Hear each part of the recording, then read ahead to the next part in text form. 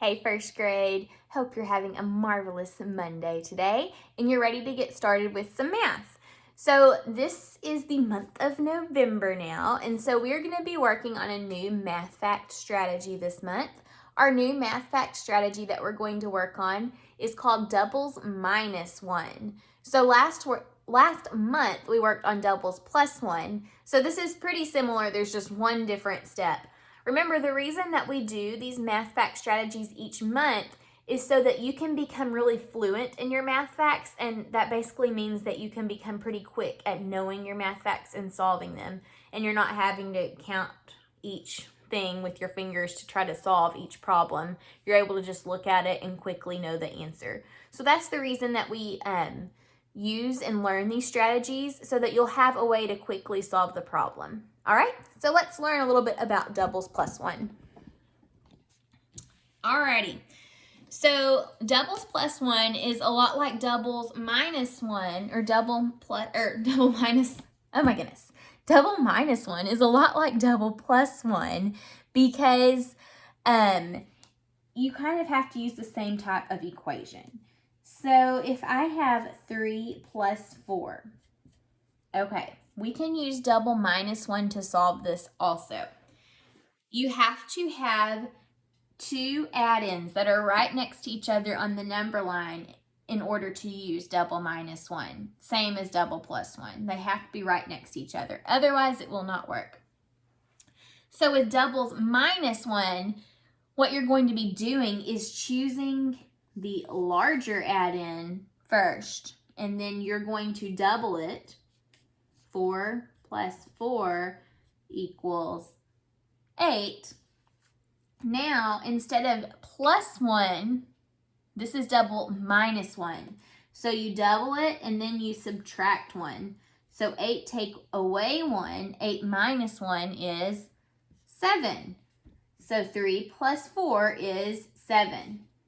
So see, the only step that's really different is you're subtracting instead of taking away, and you're choosing the larger add-in instead of the smaller one. Let's look at why it is that we're subtracting now instead of taking away. Let me get a 10 frame. I know this is a 20 10 frame actually, because we got 2 10 frames here. That's okay. Okay, so the problem that we are solving is 3 plus 4. So when you do double minus one, what you're doing is taking the larger add-in, so in this case it's 4, and you're doubling it. So you're saying actually 4 plus 4, okay? And we're solving and figuring out that that's 8. But then we have to take 1 away because we added 1 to do the bigger double. So if you take 1 away after you figure out that it's 8, minus 1 is 7. So doubling the larger number, then taking 1 away is double minus 1. Let's do one more.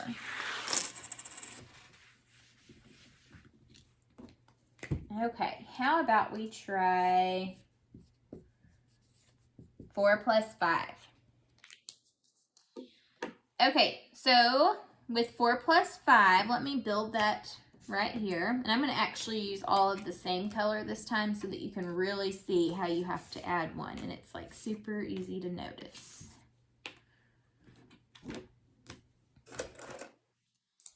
Okay, so here's 4 plus 5. See, we have 4, and then we have 5 more. 4 plus 5. To do the double plus, I'm going to say that for a while in November. To do the double minus 1 strategy, we have to choose the larger add-in first. So the larger add-in here is 5, so we're going to double it. See, this is 5, and we're going to make this one 5 also. So now we have 5 plus 5. 5 plus 5 equals, how many is on my 10 frame? There are 10. So 5 plus 5 is 10. Now we have to take this 1 that we added to this away, because we can't leave it there. We had put it on, now we've got to take it off. 10 take 1 away is 9. So 4 plus 5 is 9. See, we doubled the larger add-in first, and then we took one away to get our answer of 9.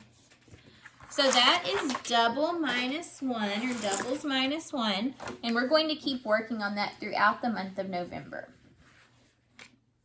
All right, now today and this week, we're going to work on taking a number sentence and making our own word problem from the number sentence and solving it. So if I was given this number sentence here, and I'll write it at the top. If I was given this number sentence and I was asked to make a story problem, what problem could I make?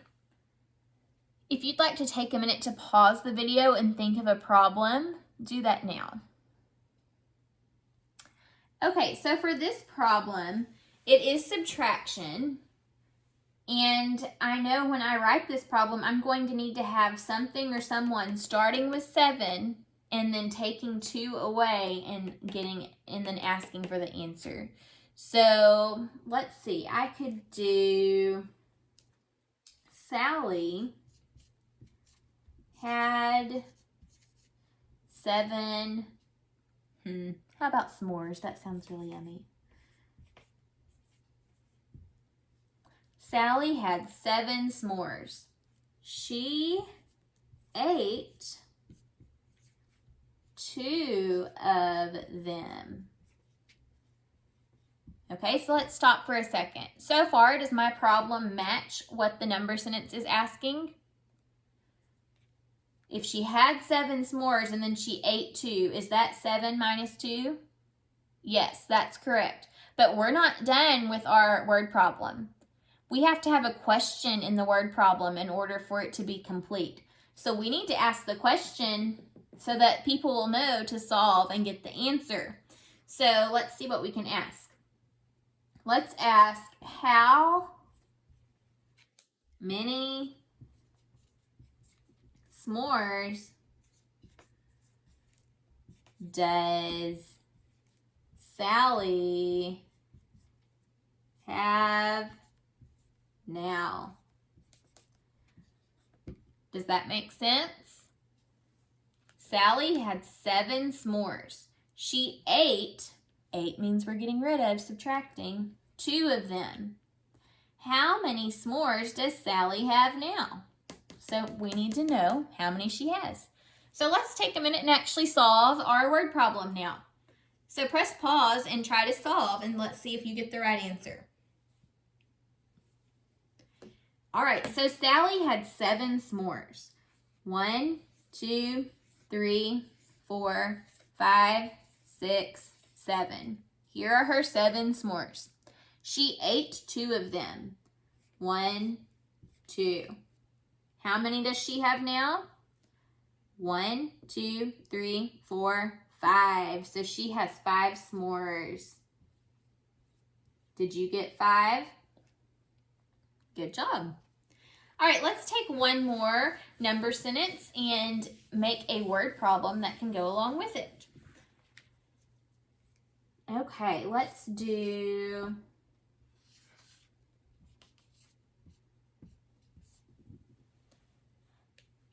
By the way, this is a number sentence, but a big word for it that you may hear sometimes is called equation. This is also called an equation, okay? Number sentence and equation are the same thing. All right, now let's create a word problem using this number sentence. 10 minus 5 equals something. Press pause and make your own word problem right now. Okay, so here's my word problem. There were 10 basketballs on the playground.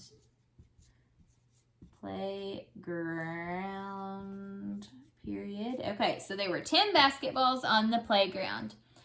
5 of the basketballs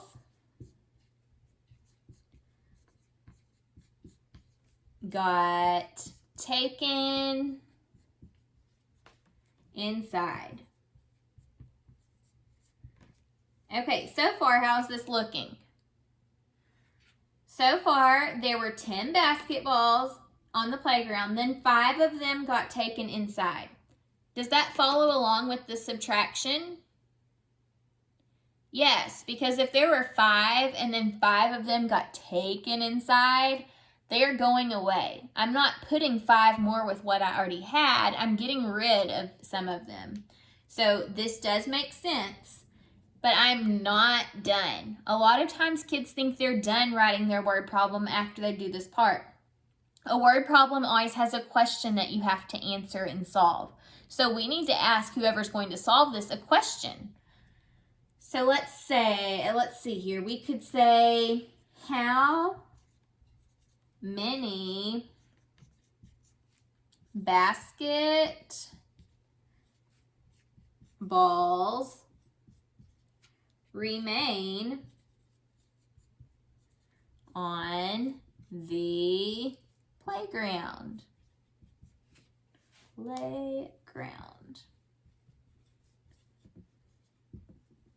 Okay, there we go. Now we're finished because we have asked a question now. That's important to always have a question as a part of your number or a part of your word problem.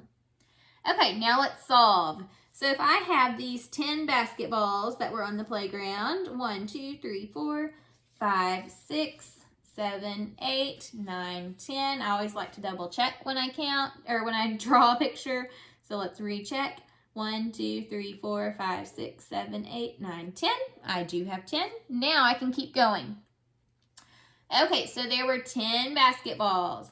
Then 5 of them were taken inside. So 1, 2, 3, 4, 5. How many basketballs remain? 1, 2, 3, 4, 5.